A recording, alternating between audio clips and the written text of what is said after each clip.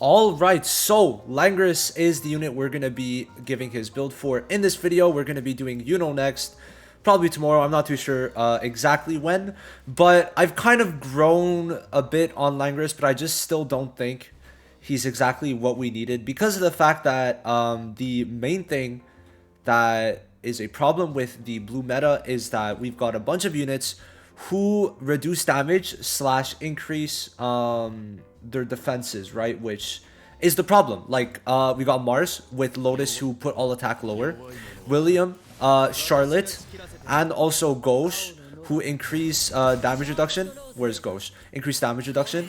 And then if we go back to Charlotte, she gives total defense, which means you are not able to get a crit. You could only block damage, which is even better than critting, right? And then there's also Noelle, who lowers attack, magic attack, stops ultimates sometimes, right? So there's all stuff like that, all blue. And then there's also Charmy and Kohono, who heal and increase defense by, what, like 175%. So there's all that, which means Langris needs to be doing a fuck ton of damage, which isn't exactly what he does, but he's still going to be pretty good. So let's explain what he does. So first of all, his ultimate is the lowest AoE scaling DPS AoE ultimate, like I said, for an SSR at least. It's 118%, which is 2% less than usual when it should be, you know, a bit higher. But let's explain what exactly it does do. So let me pull up his stuff because sadly Pride Win is not translated yet. So the ultimate is going to be giving a recovery block for 2 turns, increasing favorable damage by 20%, so type advantage damage increase another 20, reduce HP recovery by 40%, and then give himself a debuff block for 2 turns, which makes this a pretty good ultimate. He has 103 speed, which does suck, but at max dupe, he does go up to 109, but he's not really my playstyle, so I'm not really going for that. Now, this ultimate is pretty good. It's going to basically stop Charmy from being that useful, which is his main purpose, I think. Now this would be good except for the fact that like he only becomes good really max duped, and then max dupe people means you're probably in top 500, and then sometimes in top 500 you won't see that they have a Charmy, so you're not going to be opted to bring Langris, which is a bit of a problem. Now skill 2 is probably the biggest lackluster part of his kit.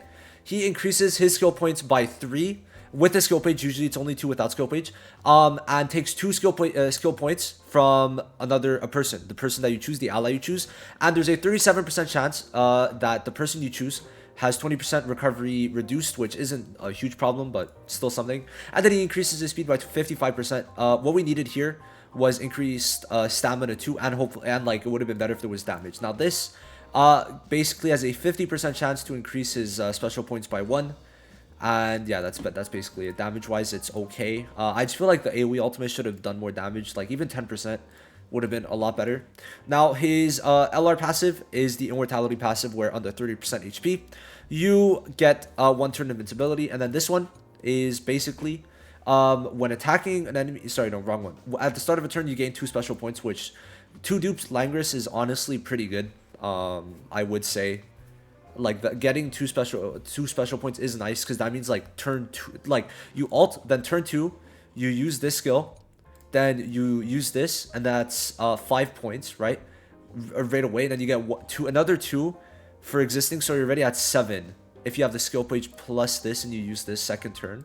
Low key, I kind of want to go for that. Then when it's max dupe and he uses an ultimate, he heals 100% of his HP. So overall, Langris is pretty good. I just wish his speed was higher or his attack stats were higher. Now, he only has magic attack, which is, I don't know how to feel about that, but yeah. So let's talk about his passives first and then go to gear. So like usual, it's all, I usually put these two and these two, but for this one, you're going to put the magic attack because he only scales off of magic attack. So 7% M attack is going to be very useful for him. 7% is quite a lot than the crit one, sadly, because the boss is not great. I wish you could choose which two, but you have to choose like out of the wheel, which sucks. Then for him, obviously you build full magic attack. I think building him with speed is not a bad idea. Then going for the attack is a good one too, for sure.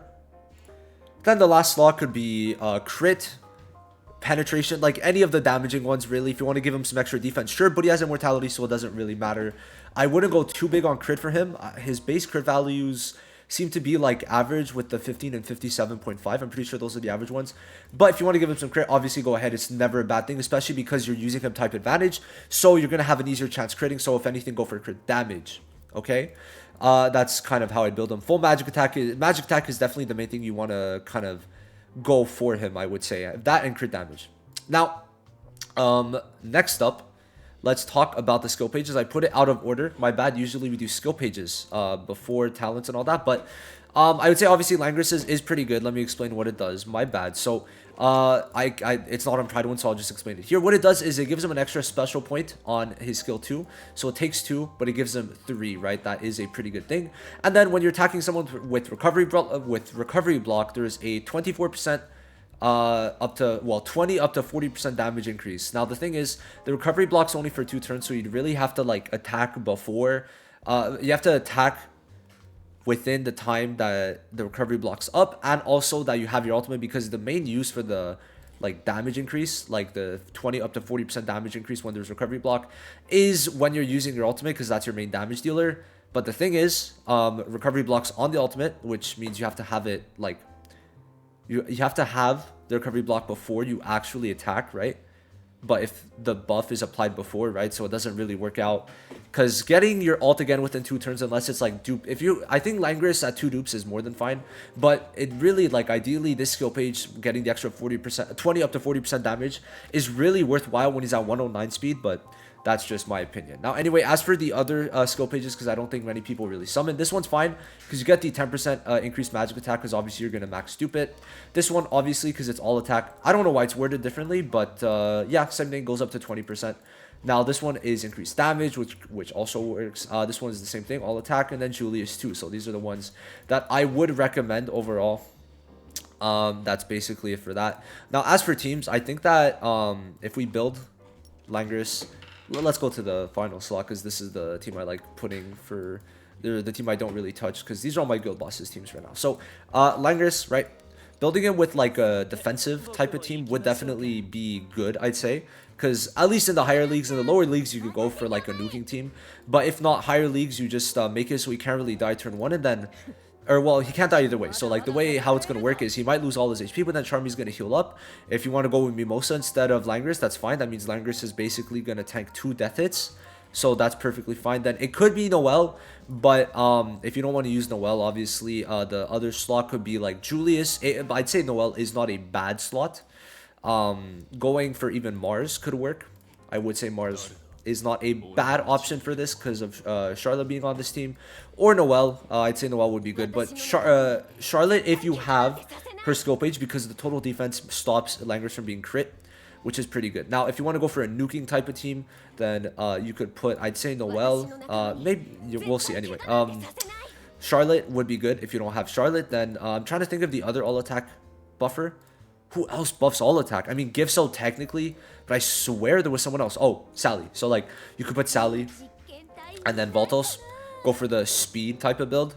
Where's Voltos? And then if you really want to, if you're really confident in your Langris, which I don't think Langris could usually kill teams, then this. But I would say keep Noelle so that you could stay alive, or Julius, right? So these type of teams are the ones that I would say. It's very like open for a couple slots, but if you're going for the new team, keep Sally. Sally's like your best friend on this team. Then Voltos, I'd say, is pretty good. Then this last slot could either be Finral, Noelle, or Julius, I would say. If not, just like another DPS if you don't have them for some reason. But yeah, no, Langris is pretty decent. I think they did a okay job with him. I just needed something better, because he's a slightly better, in my eyes, version of Lich, in where he's going to stop Charmy from being as useful.